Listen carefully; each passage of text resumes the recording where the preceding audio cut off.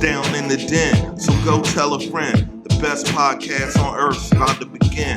We got jokes and news and movie reviews. After Dark NC-17 with the crew. Interviews with the best artists around. So like, comment, subscribe. The show's starting right now. Let's go. Like, comment, subscribe. The show's starting right now. Welcome to Down in the Den. It's your boy Mars, the coolest podcast in the entire multiverse. And joining me in the den today, I feel like such a proud uncle. This talented young queen is back for the second time like she never left. She's one of the most absolutely talented young artists in the industry right now. And she is back to dig into her brand new EP entitled What I Never Told You. The prolific, the dynamic, our very own amazing Grace Sorensen. Grace, how are you doing, sis? How's life been treating you? That was an insane intro, but I'm doing well. I just got off work, so I'm doing well. Excellent. Well, I am so happy to have you back here. We rarely have repeat just because, we're only going on season 2, so we rarely have repeat guests, but it's a treat having you back here. So we're going to skip the formalities. You are family. Everybody knows on the Den, we always start with the same question, the origin story question, but we already know our origin. Check back. It's like episode 12 or something. Check it out. Go back, follow us. So what we're going to do, we're really going to dig into this brand new project. It is a phenomenal project from track to track. It's very rare that you get a offering where you can just put it on and walk away and just let it boom all through the house. You don't have to skip a track or anything like that. So what we're going to do, we're going to have Grace go through each song with us, and we're going to learn a little bit about the creation of these amazing songs and just have a little bit of fun like we always do in the Den. So Grace, are you ready? Yeah, I'm ready. All right, let's get it. So the first song on the new project is called Captive. I love it. It's got these beautiful keys and the arrangement, opening, and of course your voice is always pitch perfect. Tell me a little bit about the creation and the inspiration for that song. Yeah, so I just kind of want to start off with like the whole idea behind the project, just because it'll make a lot more sense as I go through. But the whole project is titled What I Never Told You. And I titled it that, and I don't know why it took me so long to come up with that title, but we had finished all these songs and put them, kind of pieced them together and just selected them for the project. And I still didn't have a title. And this was like a week before I needed to have it on DistroKid. And really? yeah. What was weird is that I had kept for like 2-3 months. I had kept a notes page in my phone notes. Yes. And I had I would just jot down ideas like throughout the day when I felt like, oh, maybe that's one. And I would just put it in my notes to go through it later. And I had this like huge list of a bunch of titles, like a really horrible. I had one that was called like Fake Flower. That's not terrible, but just for like, there was a bunch of them that just like did not make any sense, like regarding the project. And weirdly, the one that I ended up choosing was the very first one that I wrote on that notes page. And that was what I never told you. And as I kind of went back to that idea, which I just brushed off as kind of whatever at first, it made sense perfectly with the whole project. And then that brings me back to Captive. And Captive was the first song that I wrote for the project. Back actually on January 14th, a year before the actual release date. Just coincidentally happened like that. And I wrote that with Ronnie Hall, my vocal coach. We were in a voice lesson, and I had been going through some things, and we just chose that day in our lesson to just write and just get whatever was out. And he started just playing this little riff, the "So Captive," that first chorus line. And I was like, what was that? And we both started feeling this groove that we were creating. And from that "So Captive" line, I've just filled in the rest of the lyrics. And then I took that little blurb that we had home, and then I just finished writing the track. And then when we recorded it, Sean Giddings actually, all it took from him was an email, and he sent over a full version of the song with Rhodes and a full version of his grand piano at home. So he just sent the piano stems, and then I went into the studio with Jimmy from Orb and then recorded all the vocals for it. So yeah, that's how we did Captive. And yeah, that is just one of the other things that I never got to say to someone. So yeah. That is so dope. And it's so dope how you talk about your creation of the title and how it ultimately ended up being the first album you picked. And I've always Yeah. noticed with any idea that I come out that always ends up being successful for me, ends up being the first one. Weirdly. Always ends up being the first one. And I think something as creators and creatives, we kind of have to learn to trust our spirit. Usually Yeah. That just caught me that, you know, it always ends up being the first one most of the time because that's just the best idea. Then we question ourselves. Your instinct always knows. I feel your gut feeling really. Absolutely. Yeah. Got to get our third eyes and get our chakras. Right. That's the way to do it. So the next song on the project is called You Don't Like Me When You're Not With Me. And this has such a, when I was listening to the album and I was taking notes, I put haunting. It has a very haunting sound. It's very beautiful. Tell me a bit about that song. Yeah, so this one kind of combats the fact that it's the shortest song on the album of the project, with the longest title. And I did that on purpose, but not really. I couldn't shorten it without it losing its meaning and the type of passion I had behind it.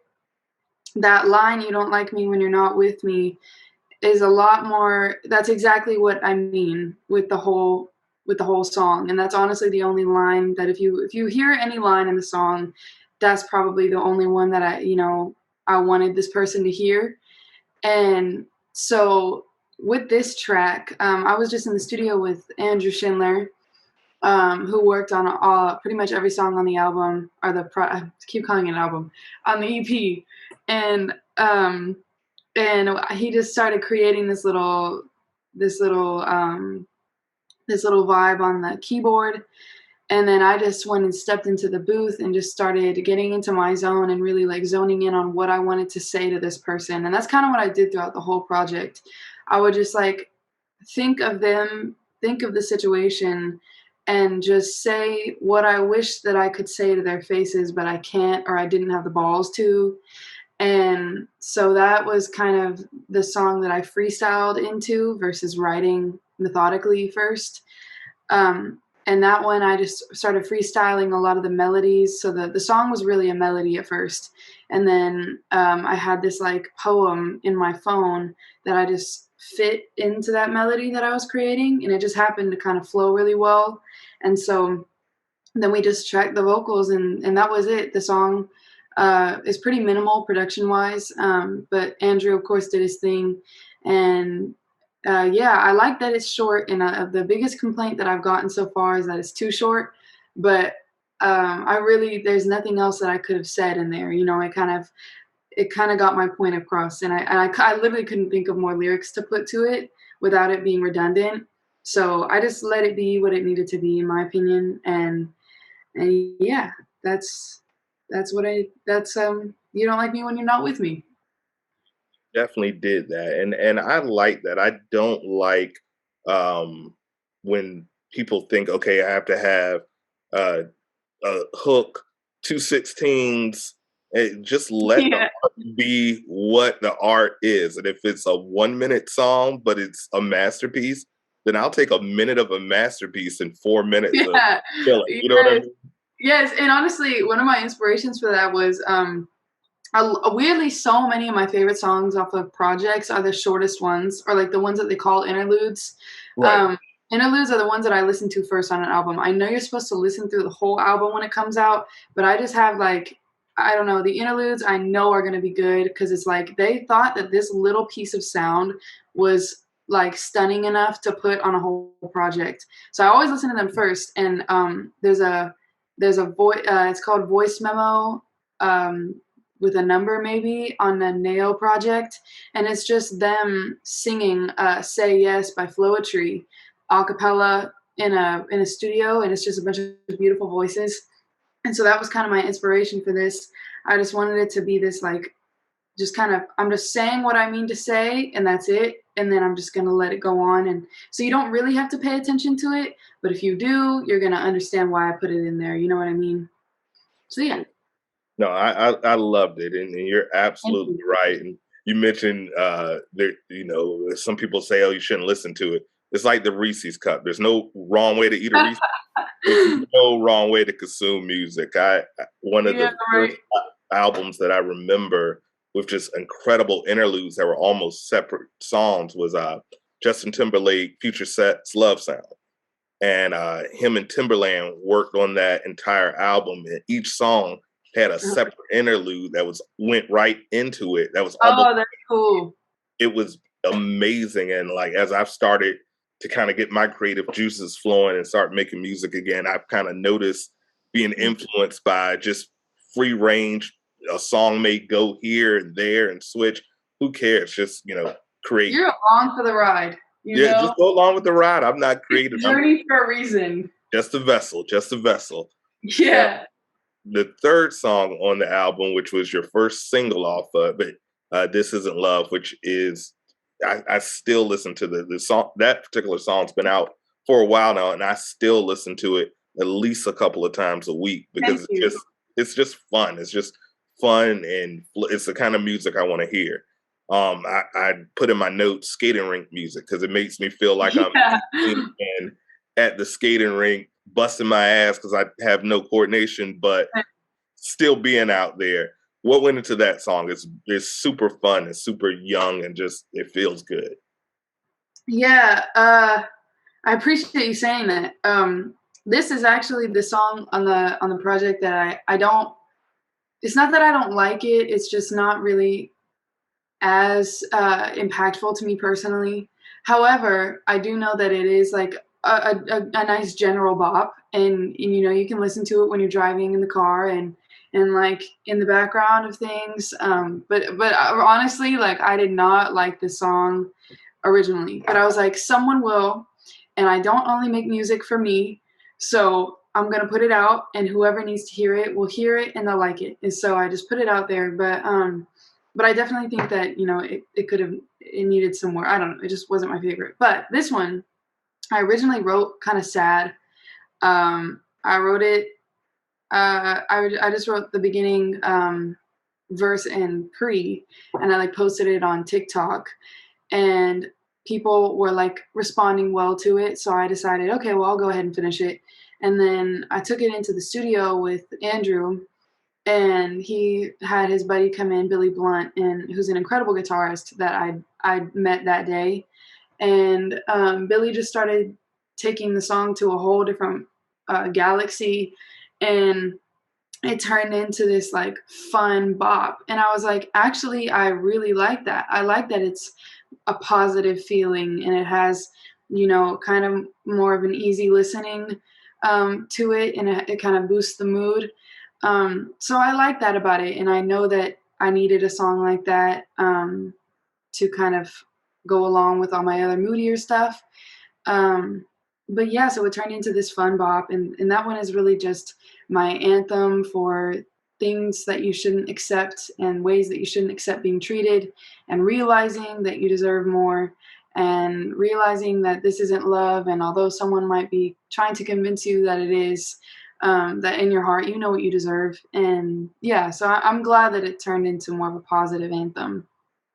Dope. It's super dope. And I love we had talked about this before, the juxtaposition of the lyric versus the melody. I'm always Yeah, fan. I'm a concept guy. I love when you really have to listen and dictate, hey, this doesn't match with what's going on here, but it still makes right. you feel good, even though what they're saying is kind of bad. But yeah, Yep. it's a good vibe. It's a good vibe for sure. Thank you. Thank you. So the one of my favorite, if not my favorite on it, Blissful Thinking. It's smash. It's so damn soulful and it's so impactful. When my notes, I'm like, I literally put birth certificate because you're so young, but the music sensibility. So I'm sounding like a birther. I'm like, I need to see a birth certificate. Were you born in 2000 or were you born in 1977? Something doesn't match it. It's just so soulful. So tell me what went into that song because, like I said, I think it's phenomenal. It's a smash. Thank you. Yeah, this one, I believe I wrote this. I wrote this to a SoundCloud beat, and I had found this beat that I think it was like a D'Angelo type beat or something, or maybe like a no, I don't. Yeah, I think it was like a D'Angelo type beat, and I just came up with this. I wrote the whole verse, pre-chorus, and chorus into this beat, and I was like, whoa, that's cool, but I want it to be more aggressive, or not aggressive, but I wanted it to be a lot more electronic, and I wanted it to be kind of an explosion of sounds on the chorus. And so when I started working on it with Andrew, he took that SoundCloud beat and then created his own off of it, and just used that as a reference. And then we just kind of guided each other to create what is now Blissful Thinking.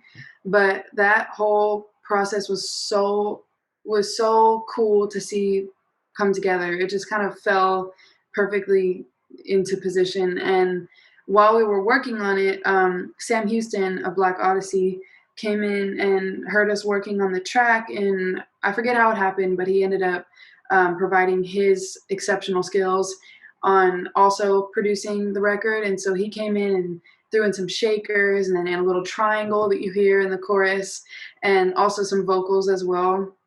That ooh in the beginning is him, and then he also has a couple other like in there that's really cool. So it just added a lot of dimension to the track, and I'm like really grateful that he was able to do that. So yeah, that was dope. And this song was pretty much just about meeting someone new and thinking that, okay, well maybe this one might work out. This guy seems to know my language. This guy seems to be better than the last the last ones, but none of the last ones worked out. So how do I know that this is going to be any different? So that whole song is about this might just be me trying to convince myself. But yeah, so that's Blissful Thinking. Love it. And I love the spin off of wishful thinking. I love it. I love it. It's clever, so creative. And like I said, you and Sam, shout out to Sam from Black Odyssey and the crew over there. And you guys, that tree and that family you guys have over there, whenever I see you guys working together, I know it's going to be some scorching magma lava coming out. So I love it. Magma. I think I'm going to make a shirt. Magma. I like that. So you closed the project with Pretty Boy, and it's probably tied for my favorite. Walk me through the creation of that particular song. Cool. So Pretty Boy was the one that I think this has turned into my favorite. And this one was produced by Sam Houston as well. And he was referencing Long Walks by Jill Scott. And he just created this really cool atmosphere. And I just started writing to it, and this phrase came to my head. And this is another phenomenon that I really credit to all the things spiritual. Sometimes the hook and the line and the thing you're waiting for will just appear. And this was one of those scenarios where Pretty Boy just came into my head. And I really wanted to take that and put a twist onto it instead of it being like a positive thing. I wanted it to be like kind of roasting someone, but also like your ego kind of blinds you from seeing the hurt that you're doing. And so we wrote Pretty Boy based on that idea, and it completely answers the question to blissful thinking, in that blissful thinking was kind of, oh, well, maybe this could work out. And I'm hoping that maybe just because of my past experiences, it won't be the same. But Pretty Boy answers and says, no, it was the same, because the same type of boy will give you the same type of outcome. And I guess I just had been chasing the wrong things, and Pretty Boy was yet another one of those songs that I wish I could sing to this person's face or to these people's faces, but never did. So, thus, Pretty Boy was written. And yeah, so that's Pretty Boy. They say experience breeds creation. I don't know if they say that. I think I just made that up, but You coined that. it sound epic. I'm going to trademark that. Yeah, I was about to say, you need to write that down. I'm going to go ahead and trademark that, but it's a phenomenal body of work. I'm so proud of you. Like I said, I knew you were cooking up something. My dad has been giving you the stamp. Your dad, I love him. He's the best. He's the best. When we were talking to Sam, I bring him up so much because he's just really a big influence to me. And I was telling Sam about, how he thought when he first heard Black Odyssey that they were from the 70s when he grew up. And he said, you ain't put me on to nothing. I had this in high school. And I'm like, Dad, this just came out this year.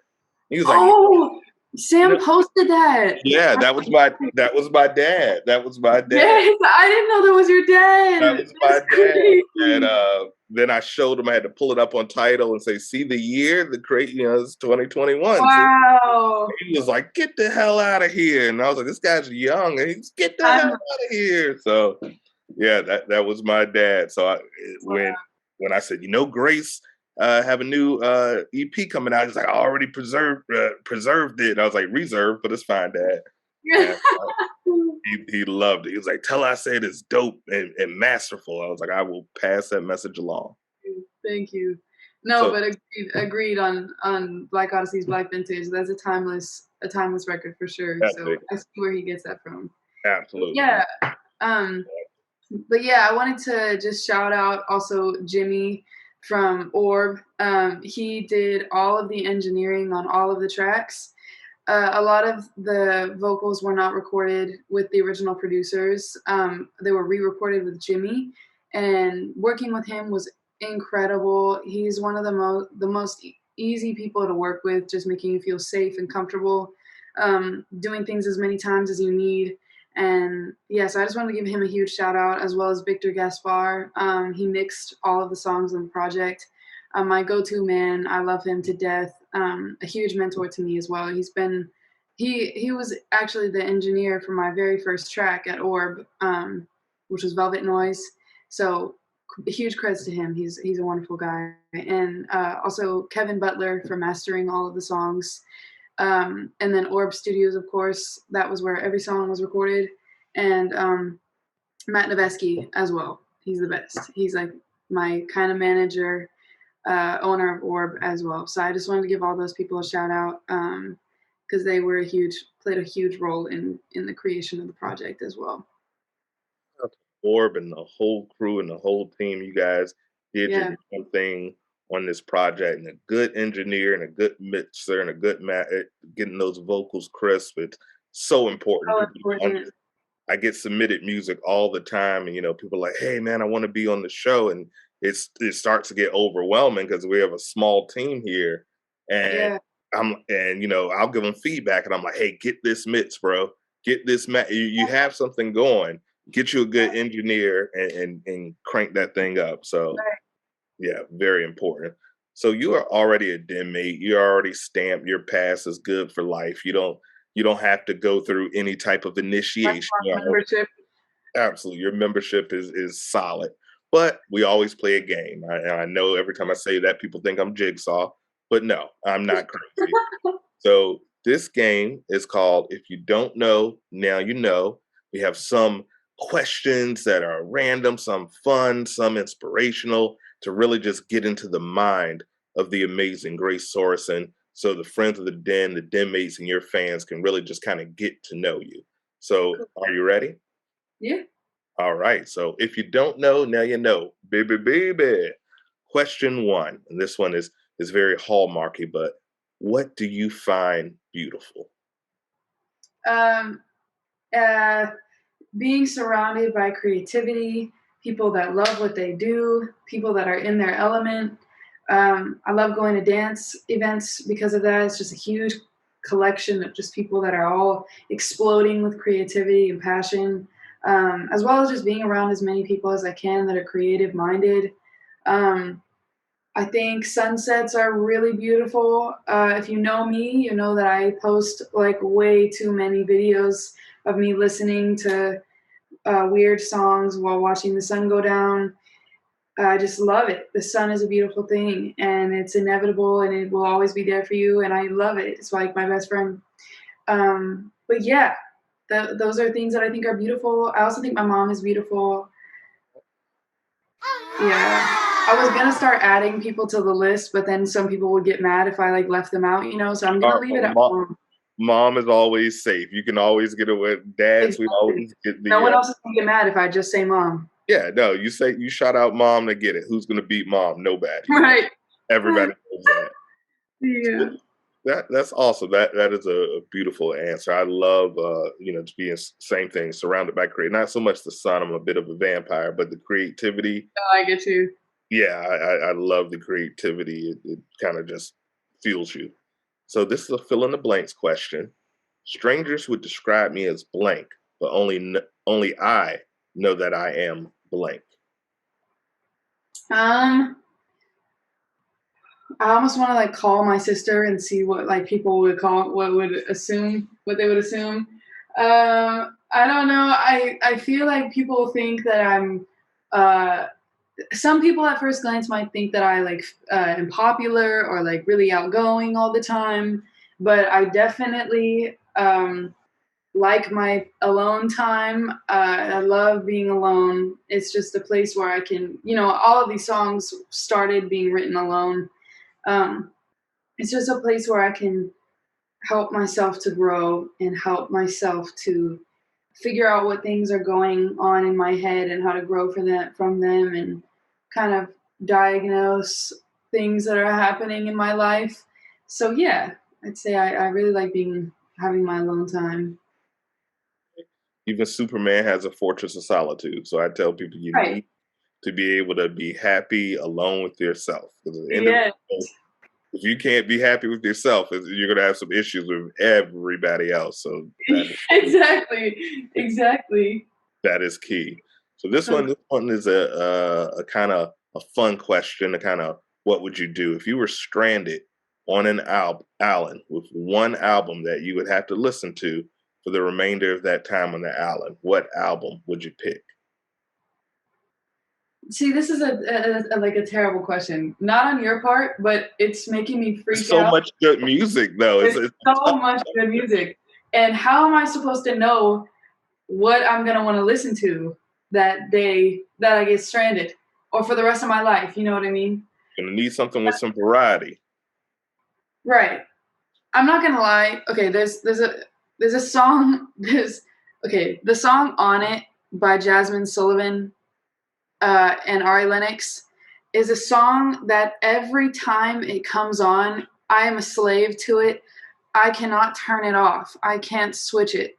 So I feel like there really are very few songs like that. And Jasmine Sullivan is I think, the only artist that can come on any time of the day, any album, any song, and I am not able to change it. She just rules over me. So I honestly think anything by Jasmine Sullivan, but specifically Hotels, that album that On It is on. Also, that album also does the same interlude song thing that you were talking about. It's so cool. Listening to that album is like walking into these people's minds. So I respect her on a totally wild level. So probably that one. That was a very long-winded answer. No, it's a great answer. That album actually got our number 2 placing on our top 10 albums Oh, of the seriously? years on our rating. Yeah, and that came out Oh, January of 2021. So now it's yeah. a whole year later, and it's still. And I'm a guy. The album was not for my demographic. It, Definitely not. not for my demographic. Some of the stories, I was like, oh my god, I had my ears. But I was like, I did not know the other side was living like this. But it was an amazing album. I felt like I shouldn't be there, but I was just like, oh, That was her point. That was her yeah, purpose. it was beautiful. So yeah, that was our number 2 album. So good choice, good choice. Cool. All right. So if you were able to study under the learning tree of one artist, alive or dead, legendary artist that would be able to mentor you, what artist would you pick? I've thought about this before, and I can't pick one, but I would love to study under Prince or low key. I would love to hear what Bob Marley has to say about the world Uh, and worldview and why he makes music. I would love to sit and learn under his direction. But yeah, yeah, I would then live in a hut and just follow Bob around. Yeah, I just want to play eat soccer what and he eats. I don't know, like sleep in the way that he sleeps, trying to figure out what it's like to be him for sure. yeah, Yeah. great answer. No, you definitely icon. Great answer. I love that answer. So, what is a amazing food combination that the world would be shocked that Grace should? It could be strange, it could be weird, it could be gross to the whole world, but it's some go-to snack that you're like, you know what, this is my jam, and it will forever be my jam. Okay, I thought I didn't eat weird, and then this week I went to the store and brought this thing home, and my sister was like, "Grace, what is wrong with you?" And I do realize that it's still normal food for babies, but like grown people shouldn't eat it. But I do like. Okay, this sounds so weird, but I really like the baby food snacks, like for like toddler, not the like not Not the Gerber and nasty, like I don't like go-go squeeze or like the okay. class stuff. I don't like that stuff. It makes me feel like a baby. But their snacks go crazy, like the little puff things, you know? Hey, I have a cabinet full of fruit They're roll-ups. great. My my I'm sure if I went to a doctor, they were like, "Are you 13? The way you eat?" I'm like, "Hey, when you become an adult, all the things that your mom said you couldn't have. So Lunchables, Dunkaroos, they're all in the fridge. Now Right? I need to go vegan. I need to go vegan for sure. So Grace, this has been a pleasure. As I mentioned before, I Thank am you. super proud of you, and I Thank wish you. you nothing but good fortune, blessings, great success. Thank you. You're one of the most talented friends of the Den that we have. So Thank just keep on pushing. I think 2022 is going to be phenomenal for you. I want everybody watching this to go to your streaming service, whatever you use, Tidal, Amazon, whatever. Go download the music, listen to it, put some we're gonna have to put a little red dot in our comments for the to reflect Mars. Let them know that Mars sent you, and just run those numbers up because it's phenomenal body of work, and we want more, we want more, we want more. We want you to be able to be in this industry at 85 years old, sitting on a stool, belting out some tunes. If that's what you want, that's you have that type of talent. So Thank you. Thank you. That is the dream. That is thank the dream. you're gonna keep pushing, and you're definitely gonna get it. You're definitely gonna get it. So, Grace, before we go, please let the world know where they can find you, what you have going on, any projects you want to promote, and any shout outs you want to give. You've earned it. The floor is yours. Thank you. First of all, thank you so much for having me back. I love chatting with you. You are literally one of the best. And so I'm always really grateful to be on here, and especially to talk about work that we've been doing here in Austin. So I really appreciate you giving us a voice. And yeah, all my socials or my streaming profiles are under Grace Sorensen. That's whatever you like to listen to, Apple Music, Spotify, um, whatever is out there that you listen to music on. And my Instagram is at Real Grace S. Real Graces. And we talked about this last time. I don't have a Twitter, but I'm making one. It's still in the works because apparently I need one. So that's coming. But I'm also working with a couple new producers as well to create my next project. So that's already in the works, and I'm really excited for this next wave.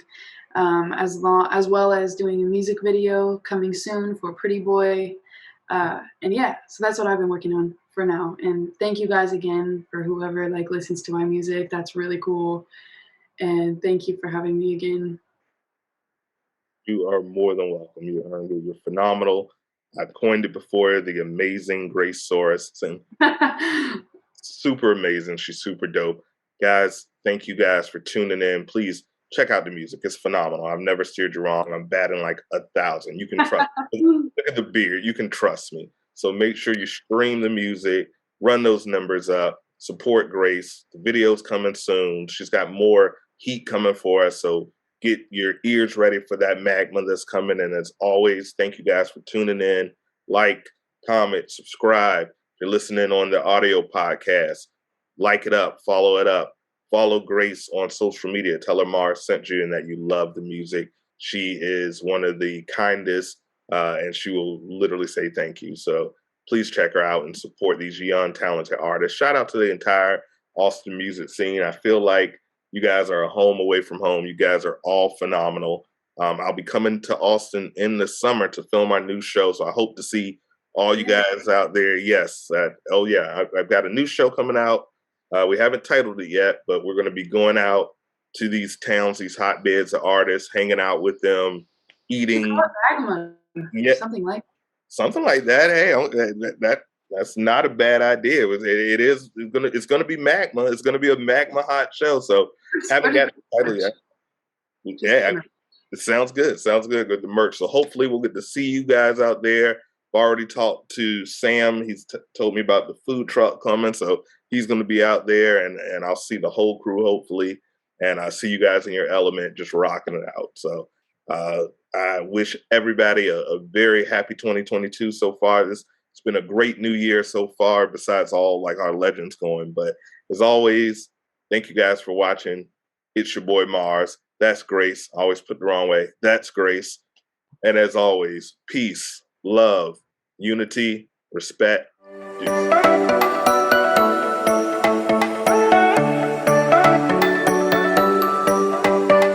Hey, yo, this is your boy CB No Ghost, and you have been watching Down in the D. And please like, subscribe, and comment. Peace.